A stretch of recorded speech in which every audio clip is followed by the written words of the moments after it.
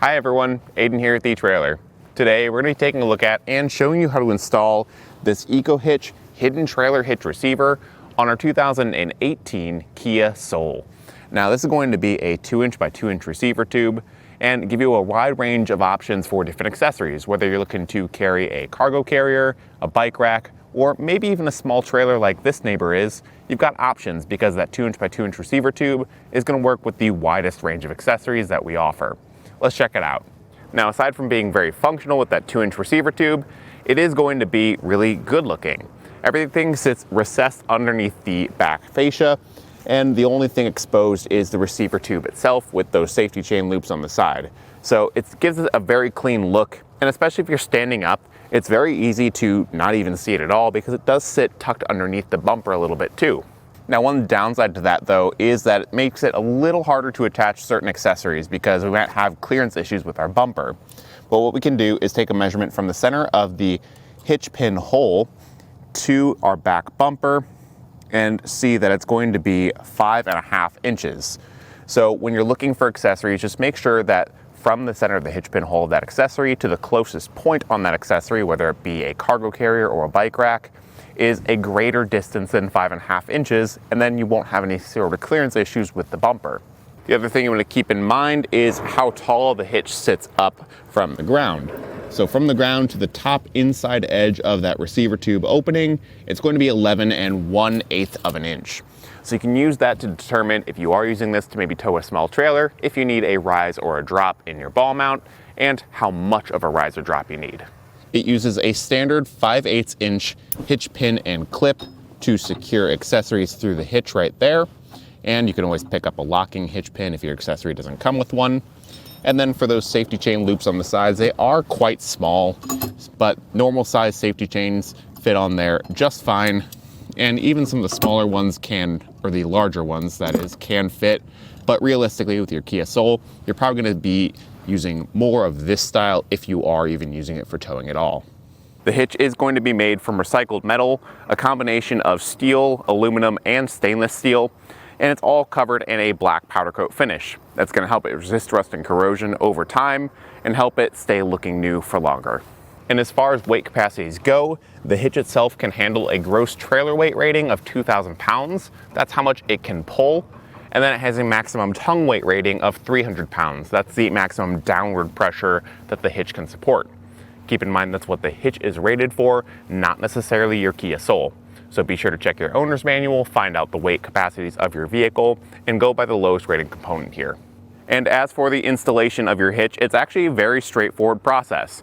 There is limited room to move around, particularly in the wheel wells and around them, but everything's a bolt-on installation. No drilling required, no fish wires, everything just bolts directly into some weld nuts in the frame rail, so that makes it very straightforward. Let's walk through that whole process with you right now. First thing you need to do for the install is going to be really easy to do on the ground. We've got to go inside the wheel well of the back tire and remove 3 screws. Now they're going to be a bit hard to reach with a screwdriver, so if you've got some bits from a bit driver and something to use with that, then that's going to be the easiest way to get into the wheel well because it's got very limited clearance. You can find those fasteners here, here, and here. Now our car is actually missing the middle one, so you don't have to remove it on this side, but there's going to be Phillips head screws that we can remove to get access to that fender liner and fold it back. With those fasteners removed, the mud flap will come off. That's held in place by the bottom 2 fasteners. And then the top one is actually for the fender liner itself, which we're gonna fold back. Back inside the wheel well here with the fender liner all freed up, you're gonna take it and just fold it back to expose the side of the frame rail. Now it's gonna be hard to see, but just get it folded back behind the tire to give you some more room, and you should be able to see it a little better on camera later. And then you can repeat that process on the other side with the fender liner, getting it folded up out of the way to expose the frame rail. With the car up in the air now, we can go ahead and take some lubricant and spray down the rubber isolator that's holding our exhaust in place, and use something like a pry bar to pop that off and lower the exhaust.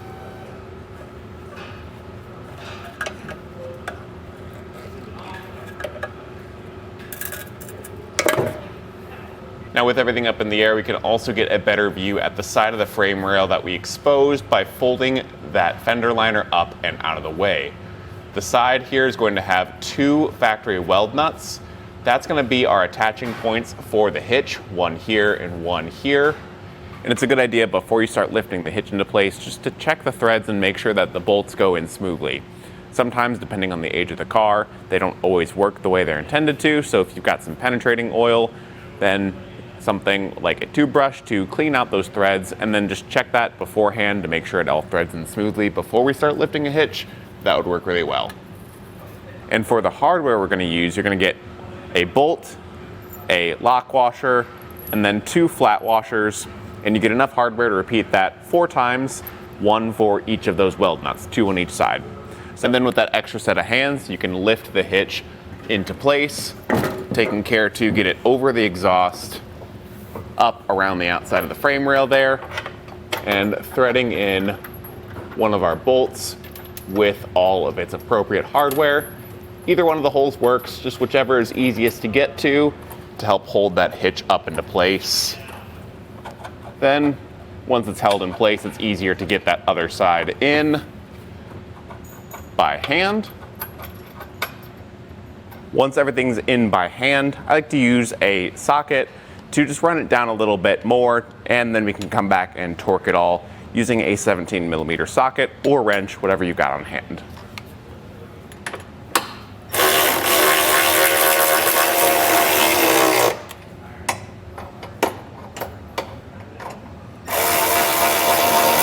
And as for those torque specs, they can be found in your instructions. And if you don't have the torque wrench at home, we do offer them here at eTrailer, or they can be rented locally fairly easily if you don't have one on hand.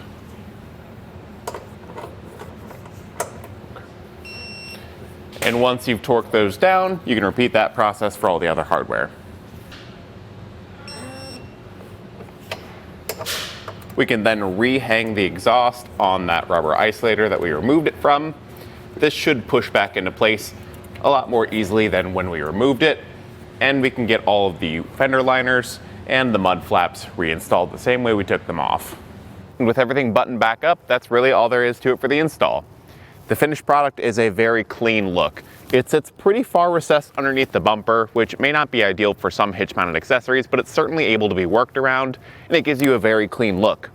The 2" by 2" receiver tube is going to be very versatile for a wide range of accessories, so no matter if you're looking for a cargo carrier, a ball mount for a light-duty trailer, or a bike rack, you should be able to have a great selection of different racks and accessories to choose from. Thanks for watching.